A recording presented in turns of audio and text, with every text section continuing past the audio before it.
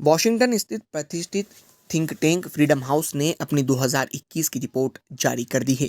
इस रिपोर्ट में भारत के फ्रीडम स्कोर को घटा दिया गया है। इस रिपोर्ट के अनुसार भारत का दर्जा पिछले साल के फ्री यानी स्वतंत्र से पार्शियल फ्री यानी आंशिक रूप से स्वतंत्र कर दिया गया है। फ्रीडम हाउस की जारी की गई इस वैश्विक रिपोर्ट को फ्रीडम इन द वर्ल्ड के नाम से जाना जाता है। ये रिपोर्ट हर साल दुनिया के अलग अलग देशों में राजनीतिक और नागरिक स्वतंत्रता का आकलन करने के बाद बनाई जाती है। इस रिपोर्ट के 2021 के अंक में 195 देश और 15 इलाकों में 1 जनवरी 2020 से लेकर 31 दिसंबर 2020 तक हुए घटनाक्रमों का विश्लेषण किया गया है। इस रिपोर्ट में भारत के बारे में कहा गया है कि भारत में एक बहुपार्टी लोकतंत्र है। बावजूद इसके प्रधानमंत्री नरेंद्र मोदी और उनकी हिंदू राष्ट्रवादी भारतीय जनता पार्टी की सरकार ने भेदभाव वाली नीतियों और मुस्लिम आबादी को प्रभावित करने वाली बढ़ती हिंसा की अगुवाई की है। रिपोर्ट में ये भी कहा गया है कि भारत का संविधान नागरिक स्वतंत्रता की गारंटी देता है, जिसमें अभिव्यक्ति की आज़ादी और धार्मिक आज़ादी शामिल है।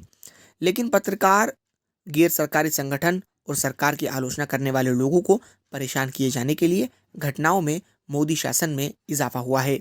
इस रिपोर्ट में ये भी दावा किया गया है कि भारत के अंदर सरकार की आलोचना करने वाले पत्रकार, छात्र और आम नागरिकों को देशद्रोह के कानून का निशाना बनाया जा रहा है।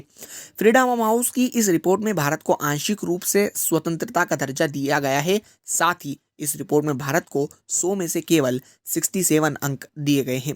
वहीं फ्रीडम हाउस 2020 की रिपोर्ट की बात करें तो भारत का यह स्कोर 100 में से 70 था। इस रिपोर्ट में भारत में प्रेस की आज़ादी को 4 में से केवल 2 अंक दिए गए हैं। फ्रीडम हाउस ने कहा कि मोदी सरकार ने आने के बाद प्रेस की आज़ादी पर हमले नाटकीय रूप से बढ़े हैं। रिपोर्ट में कहा गया है कि मीडिया में विरोधी स्वरों को दबाने के लिए अधिकारियों ने सुरक्षा, मानहानि, देशद्रोह, हेट स्पीच और अदालत की अवमानना के कानूनों का इस्तेमाल किया है। रिपोर्ट में धार्मिक आस्था की आज़ादी पर भी भारत को 4 में से केवल 2 अंक दिए गए हैं। रिपोर्ट में कहा गया है कि आधिकारिक तौर पर तो भारत सेक्युलर राज्य है, लेकिन हिंदू राष्ट्रवादी संगठन और कुछ मीडिया आउटलेट्स मुस्लिम विरोधी विचारों को प्रमोट कर रहे हैं। रिपोर्ट में दावा किया गया है कि इस गतिविधि को बढ़ावा देने का आरोप नरेंद्र मोदी सरकार पर लगता है।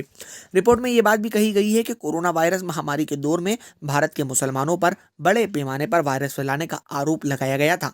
इन आरोपों को लगाने वालों में सत्ताधारी पार्टी के अधिकारी भी शामिल थे।